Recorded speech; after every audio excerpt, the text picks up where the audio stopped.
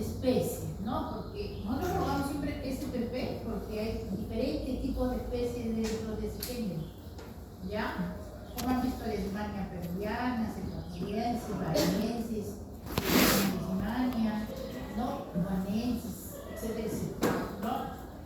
Entonces, ¿qué más hemos visto de lo que es Leishmania? ¿De cuántas formas se presenta? ¿Cuáles son? A ver.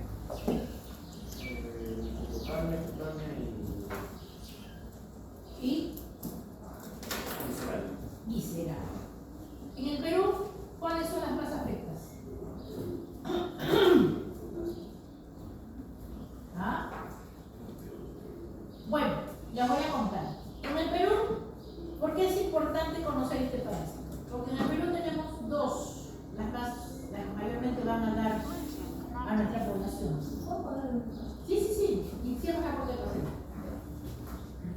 Hablamos, por ejemplo, de la leishmaniasis cutánea, que comúnmente en el Perú nosotros lo vamos a conocer como cuta, ¿ya?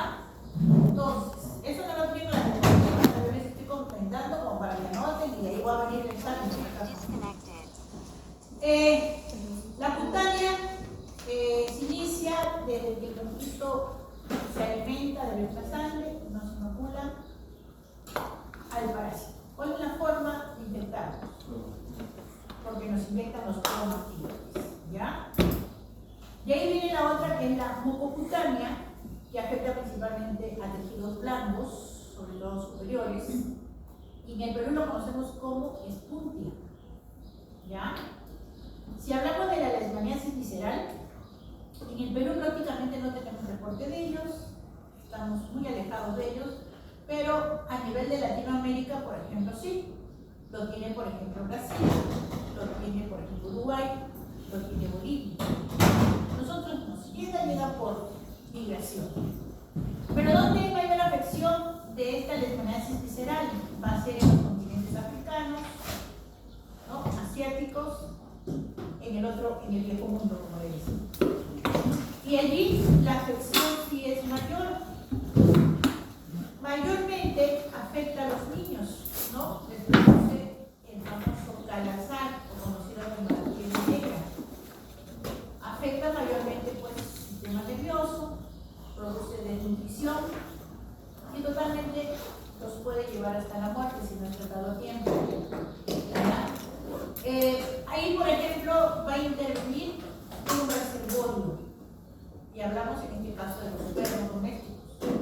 Mayormente en la leishmaniasis visceral, que afecta a este continente del viejo mundo, vamos a ver que, por ejemplo, los perritos sirven como reservorios y generalmente, pues, esos que amulan, ¿no?, por la calle.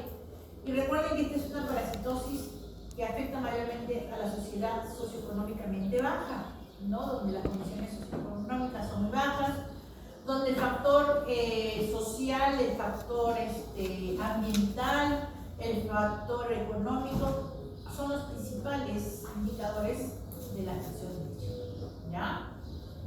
Por ejemplo, de un 90% que llegan a tener este tipo de infección parasitaria como la leishmaniasis visceral, la gran mayoría muere. Por eso es que la OMS se encarga, pues, de velar, ¿no?, de tratar de controlar este tipo de infección, y sobre todo recuerden que el control se hace cortando el ciclo de vida de estos hospederos intermediarios que vendrían a ser los artrópodos, ¿ya? Es importante en el Perú, por supuesto. Yo no sé si ustedes han podido observar a algunas personas. Bueno, acá les pica el mosquito, a veces se descuidan, y lamentablemente cuando se forma esa ulceración recién acuden al médico, ¿no? Y lamentablemente, pues, esas ulceraciones van a dejar como unas heridas redondas, característico de una leishmaniasis, para que no se olviden, son de forma redonda, algunos son limpios, algunos con costra, pero lo característico es que va a presentar como un satélite de borde grueso, ¿ya? Y es allí, en ese lugar, donde vamos a encontrar, por ejemplo, a los amastigotes. Entonces, ese proceso de que te pica desde que inyectan el parásito, se forma pues la mácula, el nódulo y cada uno de los pasos que se van a formar. Puede durar días, puede durar meses o puede durar años. Tiene una prolongación lenta, por si acaso, dependiendo mucho del organismo, del sistema inmunológico, dependiendo mucho de las características y condiciones de la persona infectada en este caso, ¿ya? De la carga parasitaria. ¿Y qué pasa? Ustedes como futuros médicos les va a llegar muchos de estos casos, hasta Lima llegan estos casos. Lo primero que hacen ustedes es su historia clínica, ¿no es cierto? De edad, procedencia, tipo de hábitat, si le picó algo, no le picó algo. Pero de ahí, desde que ustedes hacen su historia clínica, lo que van a hacer es ver al paciente. ¿Por qué va? El paciente dice, tengo dolor en este día. Tengo un redondito con bordes gruesos, de cajón ya saben que es una leishmaniasis. Pero para confirmar esa leishmaniasis, ustedes van a mandar a hacer un análisis en laboratorio, inicialmente un análisis de sangre, proteína sanguíneo, y después lo que se hace es un raspado a nivel del borde de esa herida. Y eso nos va a confirmar la presencia de los amastigotes. ¿Ya? Ahora, esto se puede curar, se trata, pero recuerden que esto va a dejar heridas, o sea, va a dejar cicatrices. Las heridas se vuelven cicatrices.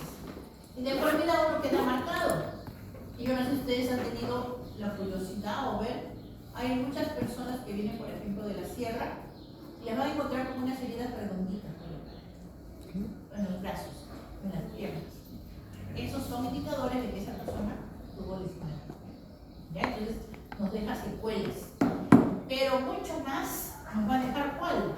La mucocutánea, la leishmaniasis mucocutánea. Porque recuerden que este parásito, no hay cantidad de parásitos, pero con el hecho de que encontremos algún parásito dentro de ello, esto generalmente rebrota después de 5 años de que un paciente ha tenido, por ejemplo, la leishmaniasis cutánea.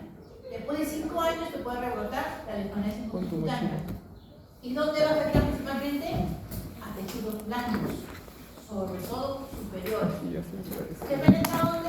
A nivel del tabique nasal, del paladar, inclusive llega hasta las cuerdas vocales, en el cual al paciente prácticamente lo asfixia, porque el paciente pues se desnutre, no puede respirar bien, y cuando ya llega demasiado tarde prácticamente ya se ha comido parte de las fosas nasales, y tranquilamente esos pacientes los llevan a la muerte.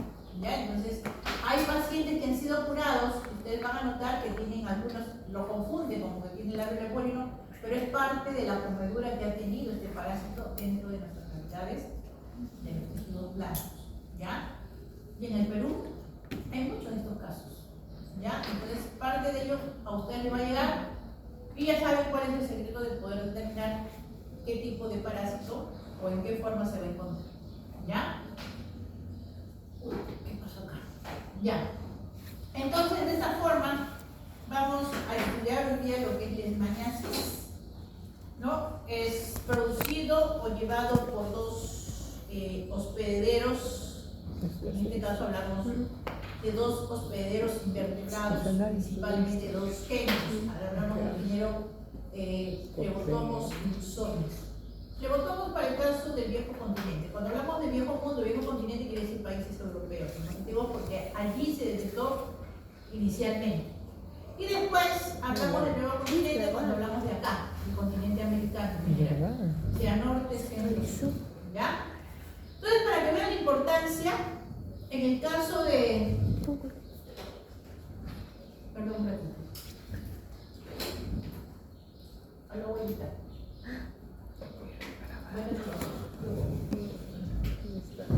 ¿Aló? ¿Aló?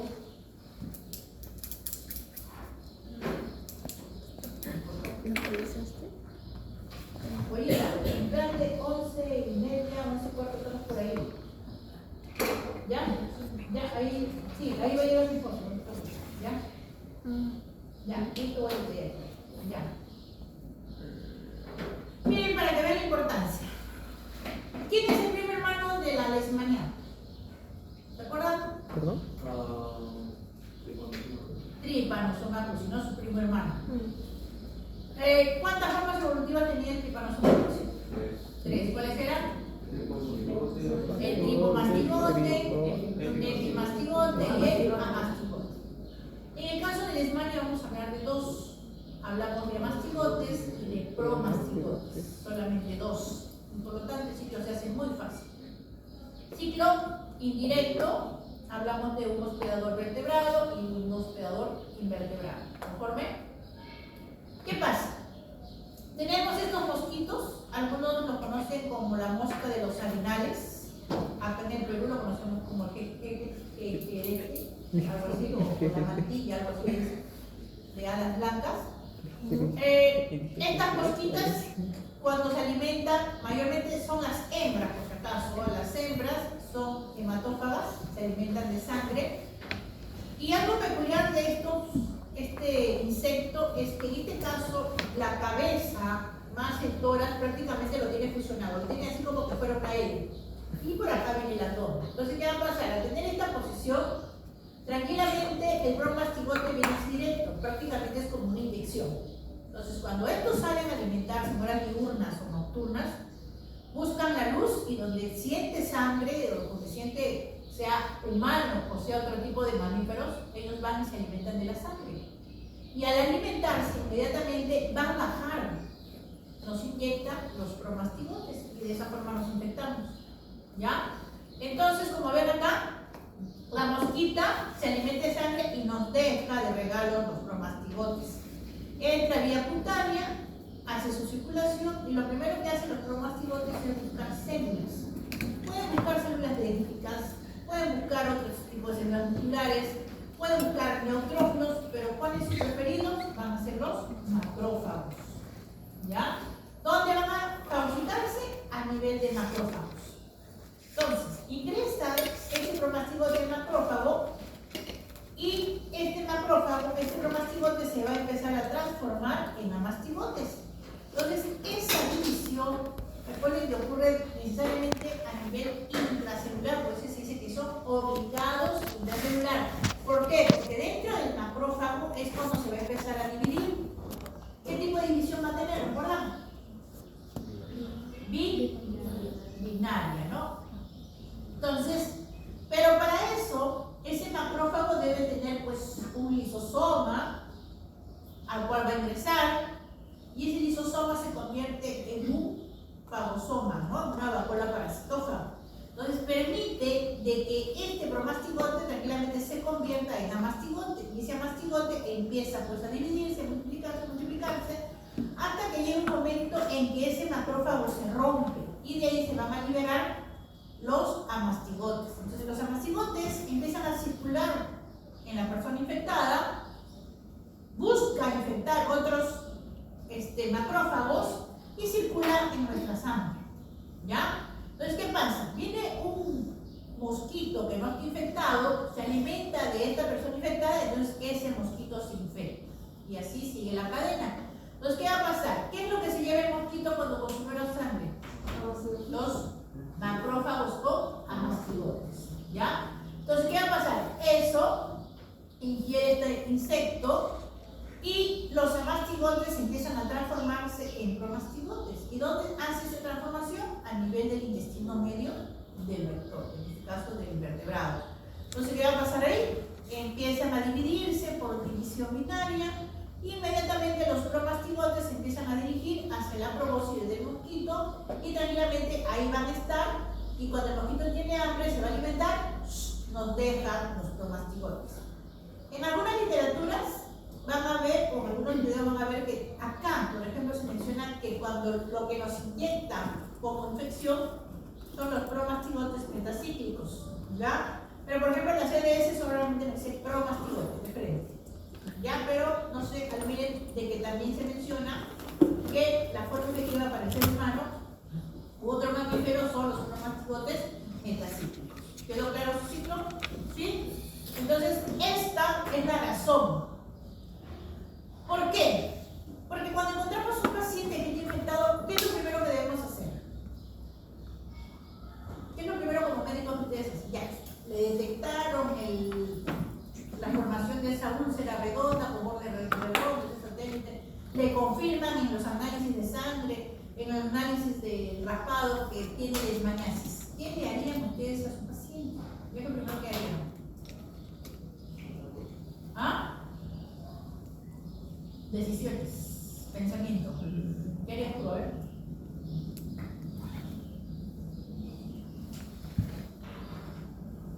¿Por allá? ¿Qué harían, chicos? ¿Ah? Ya le curas la herida, todo. ¿Pero qué haces con ese paciente? ¿Lo dejas libre? Lo aíslo. Lo primero, aislarlo totalmente. ¿Por qué? Porque recuerden que es un foco Infección. de seguir reproduciendo más. Vienen los mosquitos, se alimentan de su sangre de él y sigue llevando, ¿no? Y continúa el ciclo a nivel del insecto. Y tranquilamente puede llevar a otra persona, y esto se va multiplicando. Y se vuelve al final un endemia. ¿Ya? Bien. Entonces, esto se no abre. Recordemos que en este caso son causadas por diferentes especies de protozoos. Tenemos cerca de 20 especies, ¿no?, que se transmiten a los animales, en este caso también al humano. Y se da por la picadura de estos insectos de la familia Discoidae, ¿no? Pero acá hablamos de dos géneros, la Leuconia y el Pleurotopus. Entonces, recuerden que su presencia está directamente vinculada a la pobreza, ¿no? Por eso decía, es una infección parasitaria socioeconómica, porque tiene pues factores sociales, ambientales, climáticos, y directamente pues podemos ver su parte epidemiológica. ¿Ya? Pues quede claro. Aquí en la imagen claramente vemos a lo que es el promastigote, aquí vemos los amastigotes, y esto es lo que va a producir, ¿no? Vía cutánea, mucocutánea y visceral en este caso. Bien, taxonómicamente ya saben que es el primo hermano del Trypanosoma cruzi, por lo tanto son del reino protista, son reino protozoo, Pinosarcomastigopora, Filomastigopora, clase Zoomastigophorea, orden Pinetocastida, familia Trypanosomatidae. Entonces, hablamos primero de su manera. A ver, una pregunta. Acá tenemos el promastigote. El promastigote, como ven, son alargaditos, fusiformes. Igual presenta la porción anterior, posterior, presencia de flagelo. ¿Qué diferencia en el promastigote con los tripomastigotes o el trimastigote? ¿Qué diferencia encontramos? Allá la ubicación de... Carece, ¿no? Como ven acá, no hay membrana ondulante, porque el quinetoplasto, miren, lo tiene pero enorme en la porción anterior, muy cerca de la parte flagelar. ¿Presenta un núcleo grande? Por supuesto. Pero no hay membrana, no hay cuerpo basal, por ejemplo, ¿no? Entonces, claramente ustedes no se van a poder confundir lo que es un promastigote con un epimastigote. ¿Ya? ¿Y los amastigotes serán iguales? ¿Qué dicen? Su ubicación. ¿Dónde le encontramos estos? Allá, intracelular. En macrófagos. En sangre, pero especialmente macrófagos, ¿eh? Son más grandes. Y los de su primo hermano en tejido, ¿no? ¿Y qué forman? Los nidos de amastigotes. Pero en el caso de Leishmania, a mí no me van a escuchar que les hable de nidos, por si acaso. Solamente hablamos de amastigotes, ¿ya? De igual, características, son redondos, ovoides, pequeños, en este caso son un poquito más grandes, también de 2 a 5 micras, carecen de flagelo, y lo que vamos a ver bien pigmentado es el núcleo, que es grande, y debajo del núcleo, hacia la porción anterior, encontramos el quinetoplasto. ¿Conforme? Entonces no hay por qué confundirnos. ¿Dónde ubican los amastigotes de Leishmania? En los macrófagos o sueltos, pero siempre van a estar muy cerca de los macrófagos. Los amastigotes de Trypanosoma en tejidos. ¿Sí? ¿Quedó claro? Y los tripomastigotes, ¿recuerdan dónde los encontrábamos? En sangre. Pero la forma es diferente, ¿no? Entonces ahí me confuso. Bien, acá vemos las formas evolutivas y justamente quería llegar a eso. Miren, esto es un macrófago. Miren la forma, recuerden que son fagocitados.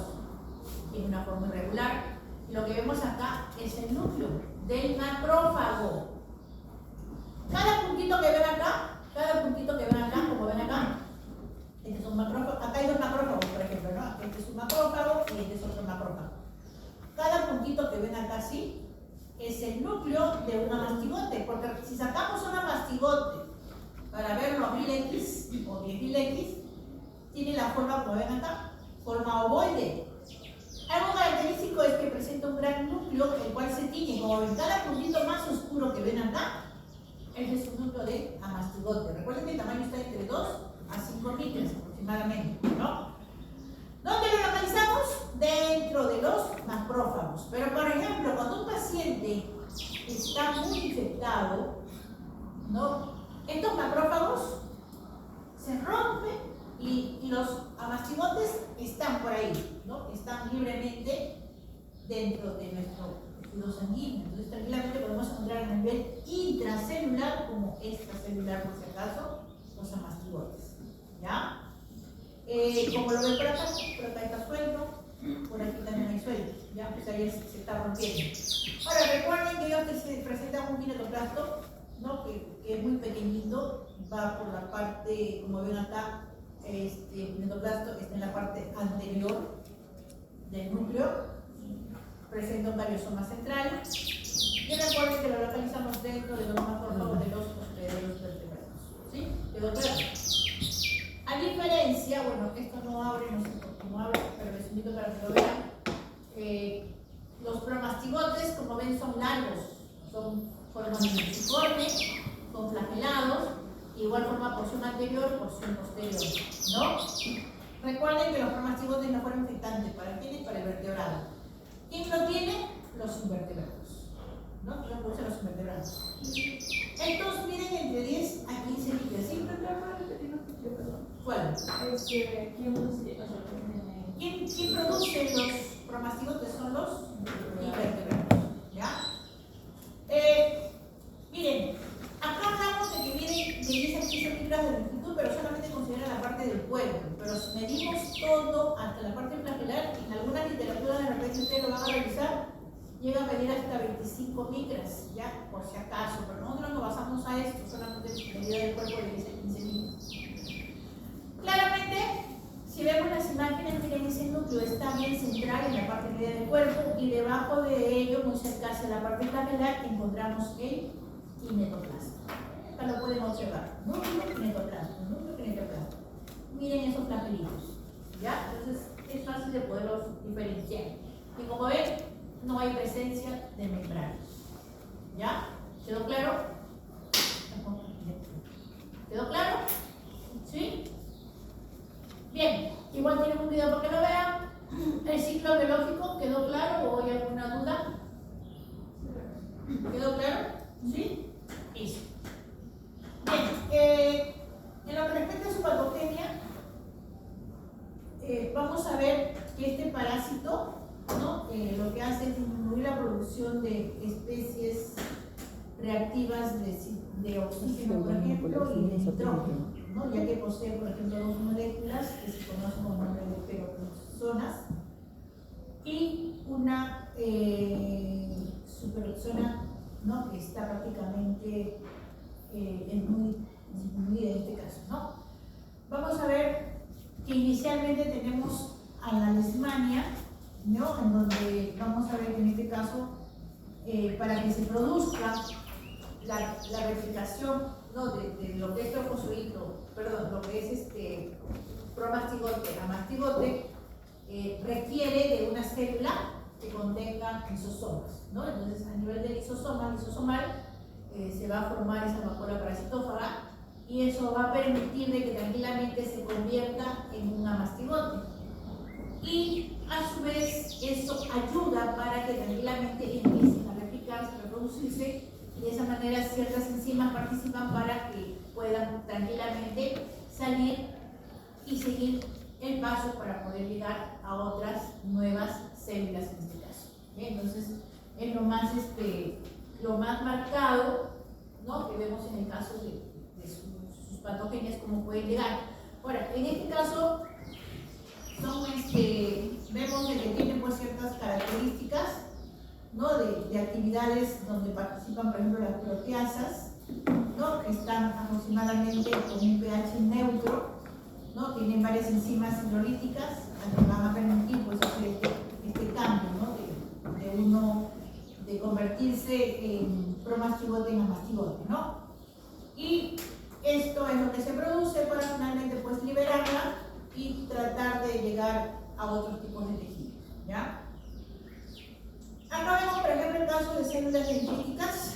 ¿no? Estas, por ejemplo, estas células que son estrelladas dendríticas que afectan a nivel del sistema nervioso, son presentadoras de antigénica, por ejemplo, ¿no? Para que pueda desarrollar en este caso, tiene que haber una respuesta protectora de tipo 1 frente a infección, por ejemplo, ¿no? Acá vamos a ver el caso de lo que es la dismania mayor, ¿no?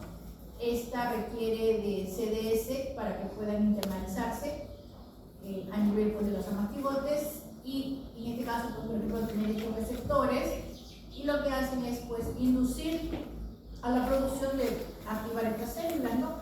Que son necesarias para que estos macrófagos, por ejemplo, lo que hagan es destruir la forma eficiente del parásito, ¿no? Y de esa forma también la respuesta. Entonces, aquí lo que vamos a ver es que si no existe lo que es la internalización, en este caso de especie, la dismania mayor, en el caso de los macrófagos, que son receptores, induce a la producción de citoquinas, que son las que van a regular en este caso, ¿no? Y de esa forma pues, puede llevar a cabo la resistencia de este parásito para que pueda mantenerse, o de lo contrario puede eliminarse. ¿Ya? Acá vemos el vector. Recuerden que acá pues los vectores son estos insectos, ¿no? Son la reina animalia, la artrópoda, la insecta, y tenemos el orden Diptera. Como bien hemos dicho, son de la familia Piscoidae, pero tenemos a los géneros Trepotomos y Luxonia. Como toda clase insecta, ¿cuántos pares de patas presentan? 3. 3 pares de patas. ¿Cuántas alas? 2 pares. Dos pares. Un par de alas. Algo característico que les mencionaba es esto, ¿no? Miren su cabeza. Prácticamente está fusionado con su tórax, ¿no? En este caso, como clase insecta, presenta cabeza, tórax y abdomen. Las únicas que pican son las hembras. Estas son las hematófagas, porque los machos se alimentan de frutas, del néctar, ¿ya? Ahora, como ven, todo su cuerpo prácticamente está cubierto por pequeños pelos, tanto el tórax, el abdomen, la cabeza, las alas, las patitas, hasta las antenas. Tiene pues 3 pares de patas que son muy delgadas, aproximadamente miden entre 2 a 3 milímetros. Estas realizan actividades de orden crepuscular y nocturna. Les atrae mucho la luz, ¿no? En ese momento, cuando ellos salen de noche o de día, mayormente de noche, de madrugada o de noche, ellas salen en busca de su alimento. Entonces, cuando ven luz, saben que hay presencia de animalitos o de humanos. Y tranquilamente lo que hacen es buscar su alimento y van, succionan la sangre y le inyectan al parásito cuando están infectados. ¿Ya? Miren, esa es la posición como ven acá, ¿no? Por eso tiene ese ángulo. Y tranquilamente recuerden que a nivel de la probóscide encontramos pues el almacenamiento de los promastigotes. Y cuando ellos se alimentan de la sangre, ellas se alimentan de la sangre, tranquilamente pues nos vacían la forma parasitaria para podernos infectar. Y entonces es como una jeringa de inyección, tranquilamente succionan la sangre y tranquilamente bajan los parásitos, ¿no? De esa forma no es necesario que no los duelen, ¿no? Tranquilamente van a bajar los promastigotes, ¿ya? Ahora, estos dípteros, si hablamos de su ciclo biológico, ellos van a pasar por huevos, por larvas, y dentro de las larvas van a pasar por 4 fases. Fase 1, fase 2, fase 3, fase 4. Entonces, ahí van a ir teniendo cambios, ¿no? Se van a segmentar, les va a salir en la parte anterior una serie de formaciones. Y después de la fase 4 van a pasar a la fase de puparia, son pupas. Por ahí van a estar un periodo de reposo y después de la pupa salen nuevamente a ser adultos, ¿ya? Y cuando son adultos es donde buscan, ¿no? Parte de la planta, la vegetación para poderse mantener y solamente salir en las horas crepúsculas o nocturnas para poderse alimentar, ¿ya? Entonces recuerden cuáles son las fases de su ciclo evolutivo del vector. Van a ser huevos, larvas, 1, 2, 3, 4, hablamos de pupa y hablamos de adulto, ¿ya? ¿Quedó claro? La transmisión principalmente se da de forma vectorial. ¿Por qué? Por la picadura de estos insectos, ¿ya? Ahora, tenemos otra forma no vectorial, como el caso de la transfusión sanguínea o trasplante de órganos, pero en este caso recuerden que prácticamente hoy en día ya está a un lado porque existen muchos protocolos de controles para poder evitar, pero antiguamente sí. Y lo otro es que se da por uso de técnicas contaminadas, ¿no? Por ejemplo, puede ser por accidente dentro del laboratorio, o lo otro es en el caso de los que son drogadictos, ¿no? Entonces se afectan de jeringas de uno que está infectado y tranquilamente te puedes infectar de este parásito, ¿ya? De la ansiedad. Epidemiológicamente, acá vemos los lugares de transmisión. Por ejemplo, hablamos de ambientes selváticos primarios, y esto es típico de nosotros. ¿Quiénes han ido a la selva? ¿Quiénes conocen Iquitos, Madre de Dios, Amazonas? Esto es típico, ¿no?, de nosotros. Nunca. ¿No? Y a veces ni cuenta no damos. Podemos ser asintomáticos, lo podemos llevar años, y después de años puede reabrirse este tipo de infección. Por ejemplo, tenemos ambientes selváticos primarios, ¿no? Requiere un territorio con vegetación densa, sin previa modificación, sin intervenir en el ambiente por parte del humano. Quiere decir que ahí, cuando uno ingresa a la parte selvática, yo recuerdo que cuando yo era yo soy estudiante, porque yo soy una mochilera, me gustaba ir a los parques, selvas, y cada que me iba a la selva me tenían que poner vacunas, ¿no? Tenía que ir bien forradita, todo. Te recomendaban ropa blanca, todo largo, mangas, tus botas, todo, ¿no? O sea, ir bien camuflado y tus protectores, porque tú no sabes qué te puede picar ahí, ¿no? Entonces, de repente por ahí me picó uno, no sé. Pero sí tienes que ir precavido, ¿no? Porque ahí hay cantidad de bichos que tú no sabes qué es lo que te puede llevar. Y nuestra selva es así: tú ingresas a la selva, con la puta arma tu carpa, para ir a sacar tu muestra de investigación, bajas 7, 5 días y estás ahí dentro de la selva y después sales a la ciudad. Entonces, ese es clásico, acá no hay intervención de la mano del hombre. Después tenemos ambientes selváticos intervenidos, donde quiere decir que hay territorios con vegetación densa, con intervención significativa del ambiente humano, o sea, quiere decir que hay pequeñas casitas, ¿no? Pequeñas covachas. Ambiente rural quiere decir que es un territorio con vegetación de densidad mediana y baja, ¿no? Con una baja densidad de población, que sea utilizado para la actividad agropecuaria o industrial extractiva, silvícola y otra, ¿no? Más o menos esta es la característica. Y el otro es un ambiente periurbano, que es lo de acá. Lo que quiero, por ejemplo, Iquitos, se han hospedado en el hotel de repente un familiar. Al ladito además, por ejemplo, está el río Amazonas, y hay bastante vegetación. Y una hora de la noche, escucha, tú estás que los mosquitos, vas al parque, a su cazuela central, a donde estés, al restaurante, están los mosquitos que te dan vuelta. ¿Por qué? Porque acá hay cantidad de estos bichos, ¿ya? Entonces, como ven, la zona periurbana es pues un territorio de densidad poblacional baja, media, usualmente periférico a las ciudades, como vemos acá, pero sin alta densidad de población, ¿no? Un espacio urbano que sea utilizado para actividades rurales exclusivamente con escala familiar o turística en este caso, ¿no? Entonces, estos son lugares donde mayor densidad podemos tener. Sí, no hay casi nada. Acá nos vamos a hablar sobre los tipos de leishmaniasis. Ya le dije que depende de la especie. Observamos 3 tipos de leishmaniasis: leishmaniasis visceral, se da tanto en el viejo como en el nuevo mundo, y de entre las especies que afectan acá tenemos lo que es la leishmania donovani, la leishmania infantil y la leishmania sagásica.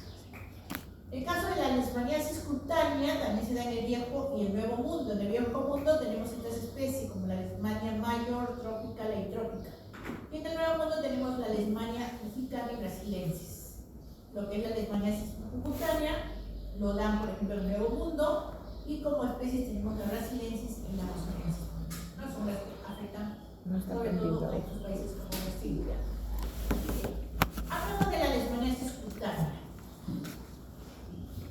En el Perú tenemos la presencia de la leishmaniasis cutánea, no se olviden. Punta y espunta, ¿ya?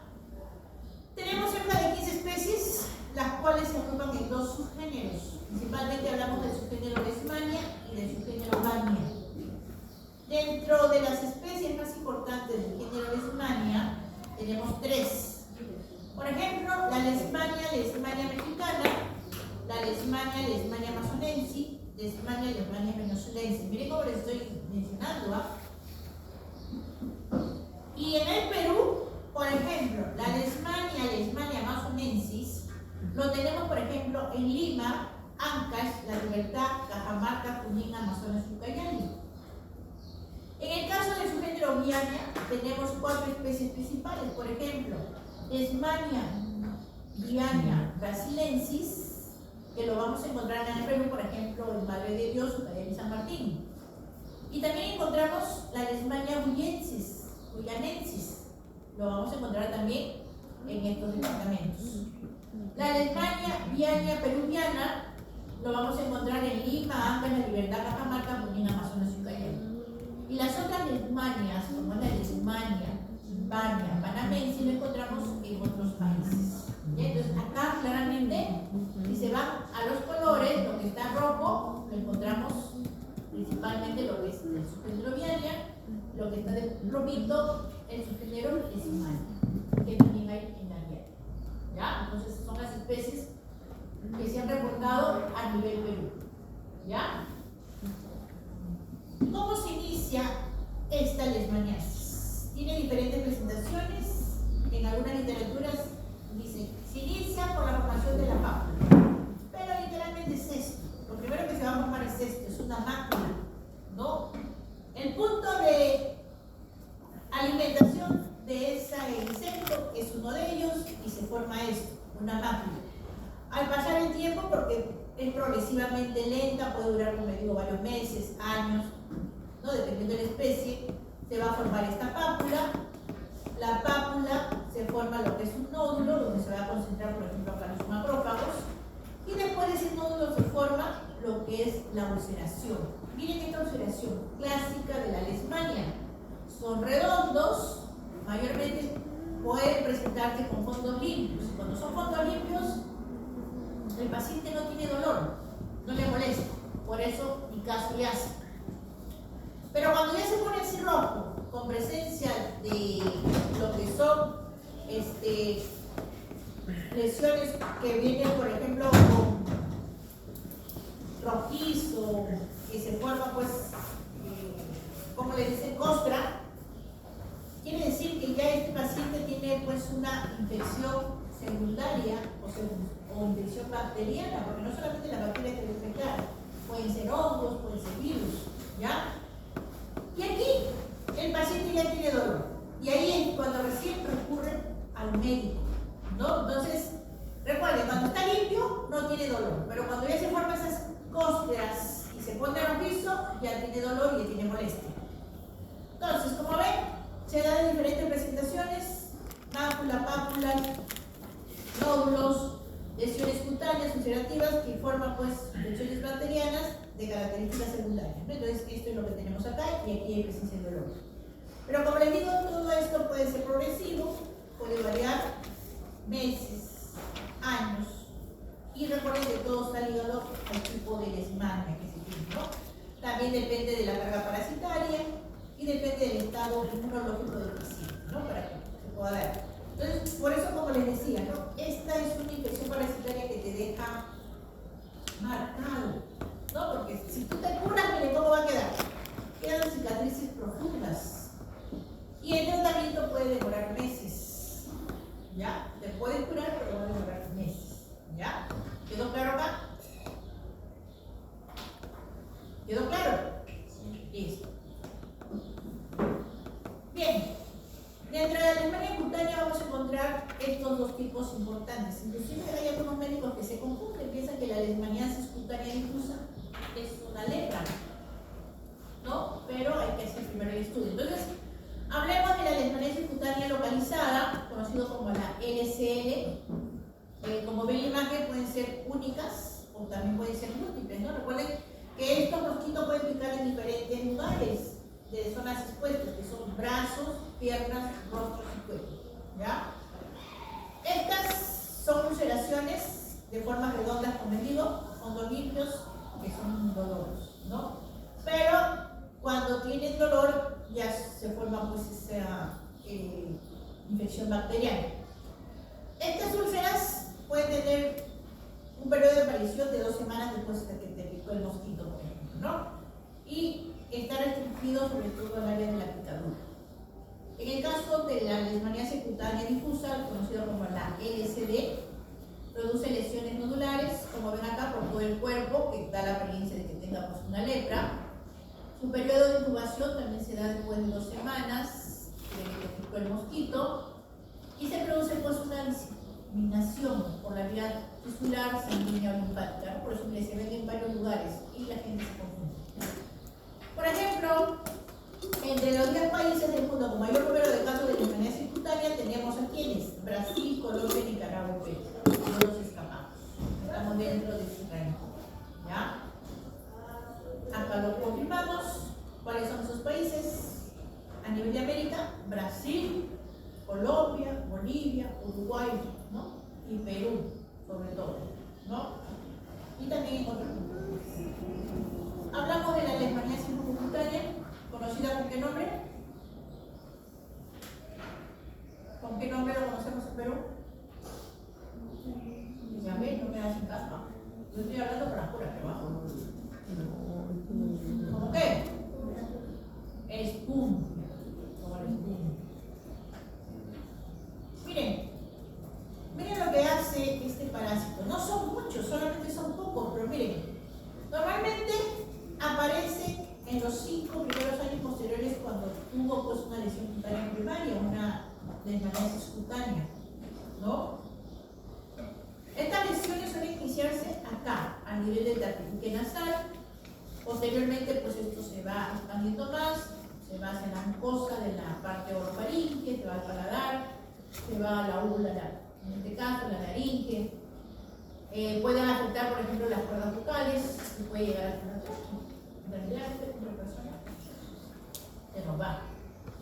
Y recuerden que las características se dan por tener escasos parásitos. Son escasos los parásitos que podemos encontrar acá, pero miren cómo lo va depredando, cómo lo va consumiendo, ¿no? Hay fotografías más extremadas porque llega pues hasta cierta profundidad y lamentablemente pues los pacientes llegan a morir, ¿ya? Pero hay pacientes que se han curado y les quedan cicatrices, ¿no? Como que han sufrido una quemadura y les queda la cicatriz ahí, ¿ya? Sí, dime. A este nivel de gravedad no hay como un tratamiento al 100% que te pueda curar, como para que siga. Lo que pasa es que la gente se abandona. Cuando llegan a su centro hospitalario ya están llegando. Prácticamente ya le invadió casi todo su Pero totalidad. como una cirugía plástica, o sea, vuelve a quedar dentro de su organismo, ¿no? O sea, No, sí tiene para curarse, ah, ya, pero el problema es que la invasión que hace es o sea, deteriora tan rápido los tejidos blandos, ¿no? Que, o sea, le pueden dar el tratamiento que requiere, pero como tú dices, no, ya tendría que ser cirugía, tendría que ser, ¿no? Pero lamentablemente los que fallecen son los que llegan muy tarde. Mayormente, ¿quiénes le van a dar? A los no suprimidos, a los vagabundos, donde su sistema pues, socioeconómico es totalmente bajo, ¿no? Entonces, ahí lo veo. ¿Ya? Bien, leishmaniasis visceral. Gracias a Dios, nuestro país no presenta este tipo de infección, pero sí han habido algunos casitos que han llegado pero por migración, ¿ya? Entonces, recuerden que esta leishmaniasis visceral también recibe el nombre de calazar. El sánscrito significa enfermedad negra y son agentes causales por estos 3 o 4 tipos de leishmania. Por ejemplo, tenemos la leishmania donovani, que predomina, por ejemplo, en el subcontinente indio, chino y África e Irán, ¿no?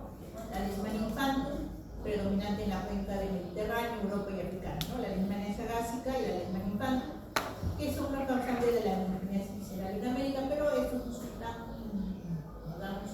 mortales como el caso de los africanos, por ejemplo, ¿ya? Y acá miren claramente, ¿no? Ya vemos por qué, porque hay alteraciones a nivel de órganos, ¿ya? A nivel visceral. Si hablamos de la leishmaniasis visceral, recuerden que las áreas endémicas están del 35%, las personas infectadas no van a presentar síntomas, sino hasta después de pasado años. El periodo de incubación es de 2 a 4 meses, en un rango de 3 semanas y más o menos 2 años, ¿no?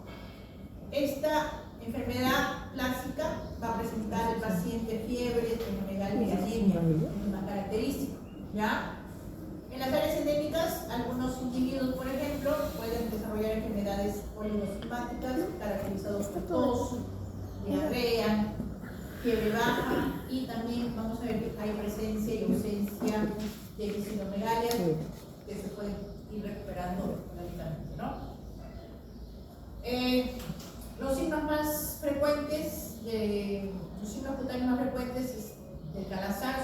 nódulos cutáneos, ulceraciones de la piel, cambio de color.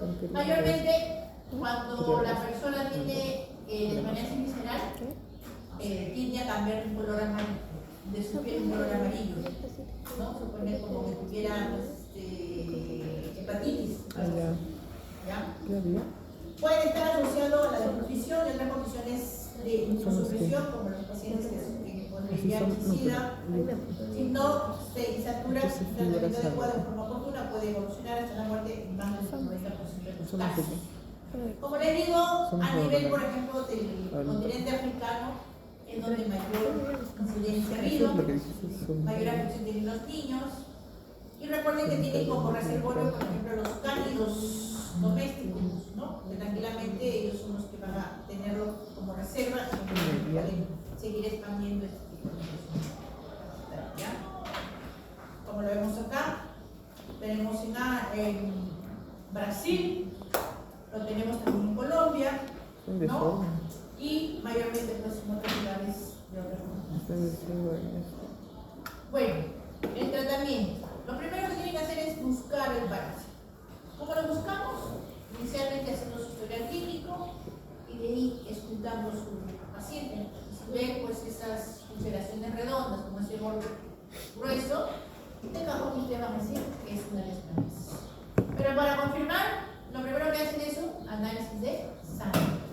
Pero la reconfirmación que te da cuando haces un análisis de traspado de la ulceración. ¿Ya? Entonces, también en laboratorios se utilizan cultivos, estos se inoculan para poder realizar la prueba de Montenegro. La prueba de Montenegro es una prueba de, ¿cómo se llama? Intradenoración, donde se inocula una muestra de promastigotes que están perfectamente desfosilizados, se le coloca al paciente en su antebrazo y al cabo de 48 a 72 horas debe haber una reacción. Si esto se dilata más de 5 centímetros y hay una pequeña herida de hinchazón, quiere decir que el paciente tiene leishmaniasis. Si no hay reacción, quiere decir que es negativo, ¿no? Entonces, esta prueba de Montenegro se ha aplicado mucho, ¿no? Es la más económica, pero recuerden que tenemos que tener a esos promastigotes en el laboratorio precisamente. ¿Ya? Y tenemos las pruebas serológicas. Acá como ven el brazo, ¿no? Ese es el antebrazo, se marca, se raya y si hay un crecimiento de 5 centímetros, entonces quiere decir que es positivo. Tenemos pruebas serológicas como las pruebas de ELISA, aglutinación directa y las PCR. Esta última se está aplicando mucho últimamente, pero recuerden que son pruebas pues, costísimas, ¿no? Son muy caras, entonces, como hemos dicho, que es una infección para ayudar a una sociedad económicamente pobre, entonces...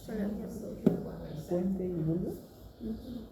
Acá vemos una forma de los estudios que es muy importante. Por ejemplo, ustedes ya vieron a su paciente, vieron que tiene esa ulceración redonda, entonces lo mandan al laboratorio y ven pues que el paciente ha venido porque tiene dolor. Entonces lo que van a hacer es una curación y ahí aprovechan. Entonces se limpia el área de la lesión, se quita la costra. Recuerden que acá ya ha habido una infección bacteriana, ¿no? Ha habido una contaminación de bacterias. Y lo que se quiere pues es tener una buena muestra. Entonces se limpia bien, ¿no? Se quita la costra y lo que se va a hacer es empezar a hacer un raspado, cortes pequeños a nivel del borde y se hace una hemólisis, ¿no? Entonces, si tiene poca sangre, es buena esa toma de muestra, pero si es demasiado sangre, pues no nos va a servir también porque nosotros queremos parte de este tejido. Entonces, para eso hacemos una pequeña hemólisis, se toma la muestra del raspado, de esos cortes, se coloca en la lámina portoqueto y se manda al laboratorio a analizar. Y el laboratorio lo que van a hacer es teñirlo, darle tratamiento y dentro de esa muestra, ¿qué creen que vamos a encontrar? ¿Qué encontramos ahí? No había. Vamos a encontrar más. Solo había de puente y... ¿Cuánto está En este caso, este mastigote que he hecho, el válido, es el tejido cutáneo. Pero recuerden que el mastigote le encontramos mayormente en el macrófago. Pero como este ya invadió el tejido, entonces ahí lo encontramos. Claro. ¿Ya? Y después lo curan al paciente, ¿no? Entonces, esa es una forma de poder terminar. ¿Por qué este tipo de leishmania afecta a los órganos y los otros?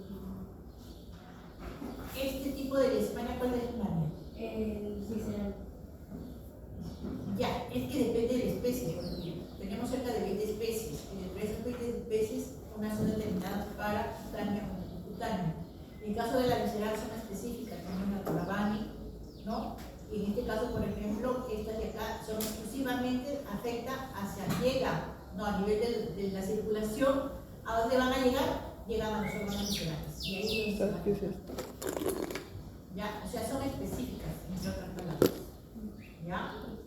¿Quedó claro lo de acá? ¿Cómo se entiende? ¿No? Entonces, cuando nosotros hablamos, ¿no?, de la forma diagnóstica, recuerden que el diagnóstico se da por nuestro matriz sanguíneo o también por el raspado de las ulceraciones a nivel del borde de las ulceraciones. ¿Ya?